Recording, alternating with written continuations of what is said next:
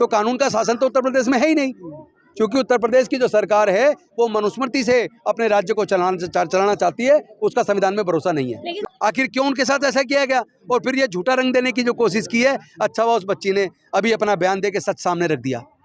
खुलेआम जिस तरह बच्ची को किडनैप किया, माँ बचाने आई उसकी हत्या की और लड़की पे पिस्टल तान के रखी, लड़की ने सब कुछ बताया है।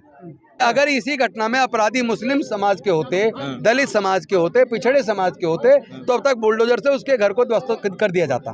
नमस्कार दोस्तों, बहुजन फ्रंटलाइन देख रहे हैं आप और मैं सुशील कुमार। जिस तरह से उत्तर प्रदेश के मेरठ में एक बड़ी घटना हुई जिसमें एक ऐसी समाज की महिला की दिन दहाड़े हत्या कर दी गई, उनकी बेटी का अपहरण कर लिया गया, उसके बाद से पूरे प्रदेश और पूरे देश भर में बहुजनों में आक्रोश है।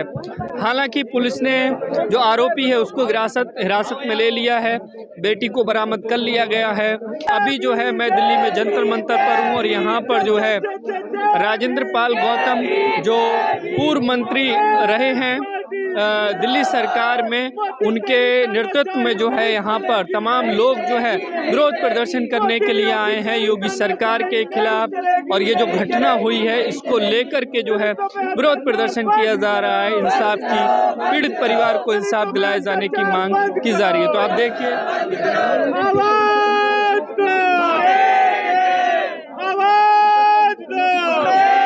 योगी जी के बस की उत्तर प्रदेश चलाना है ही नहीं।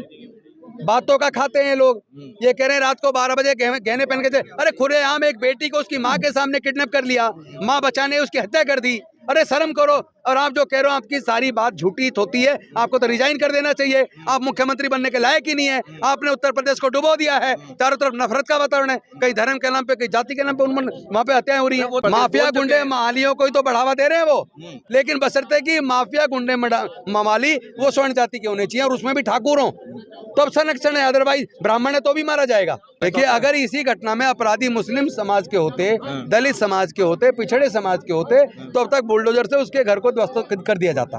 अरे अभी तो लड़की का बयान आया सुबह, जबरन उसको उठाने का प्रयास किया, माँ बीच में आई बचाने के लिए, तो फरसे से उसको काट दिया और इसके ऊपर बंदूक रख के इसको उठा के लेके चले गए। तो ये तो परसेप्शन बदलने की कोशिश करते हैं। एक्चुअल में ये लोग हत्यारे लोग हैं। ये लोग उसी मनुस्मृति में जिसमें दलित को, शूद्र को, आदिवासी को और वंचित वर्ग जो खासतौर पर अछूत जिसको समझा जाता था, उनको तो इंसान ही नहीं मानते, तो उनको मारने को तो जायज समझते हैं। ये लोग बिल्कुल भी भारत के संविधान में भरोसा नहीं करते। अन्यथा उत्तर प्रदेश में कानून का राज नहीं है, वहाँ पूरी तरह से गुंडा राज है।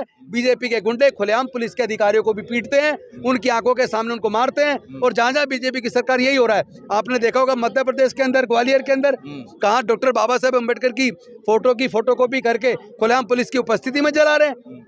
यानी संविधान निर्माता की फोटो जलाकर पूरे दलित समाज को आप आक्रोशित कर रहे हैं।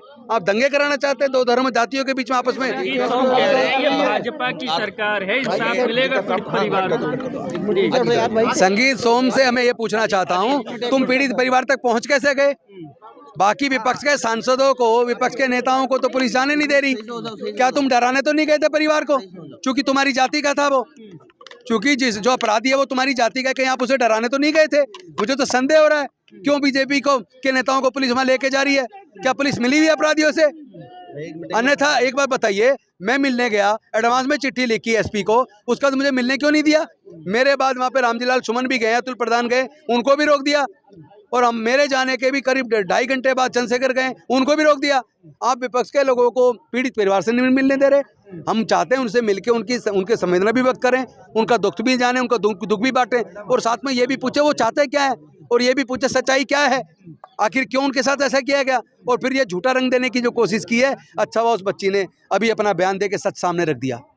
खुलेआम जिस तरह बच्ची को किडनैप किया, माँ बचाने आई उसकी हत्या की और लड़की पे पिस्टल तान के रखी, लड़की ने सब कुछ बताया है।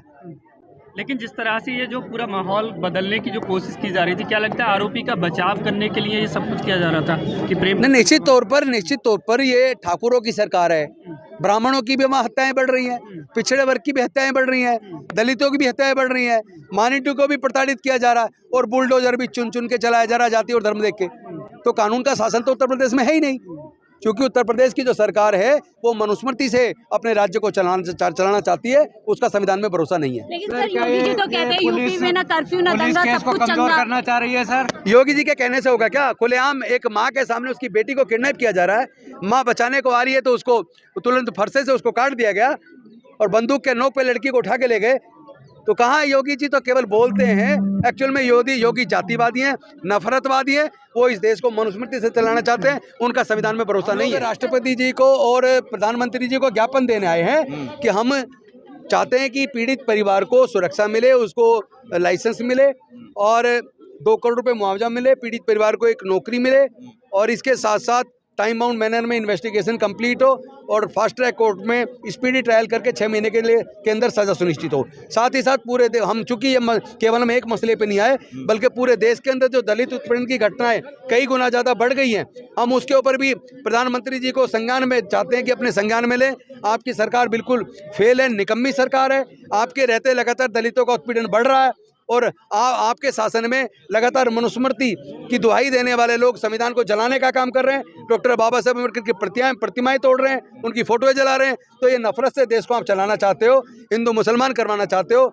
कहीं दलित को मारा जा रहा है तो कहीं आदिवासी को पैसा पिलाया जा रहा है, तो कहीं पिछड़े वर्ग को मारा जा रहा है, तो कहीं आदिवासी क्या अल्पसंख्यक को मारा जा रहा है। किसी को कोई जय भीम बोल रहा तो उसको पीट के कह रहे हैं बोल जय श्री राम, किसी की दाढ़ी और टोपी नोच के कह रहे हैं बोल जय श्री राम। अरे ये आपने राम को भी आतंक का पर्याय बना दिया। राम को तो कम से कम नफरत के लिए इस्तेमाल मत करो। तो देखिए राजेंद्र पाल गौतम जी थे, जो लगातार जो है बहुजन समाज के मुद्दों पर मुखरता से जो है बेबाकी से बोलते हैं। आज जो है दिल्ली में जंतर मंतर पर तमाम साथियों के साथ सड़क पर उतरे हैं और मेरठ में जो घटना हुई है उसकी निंदा कर रहे हैं और सरकार से जो है इस मामले में सख्त कार्रवाई की मांग की जा रही है।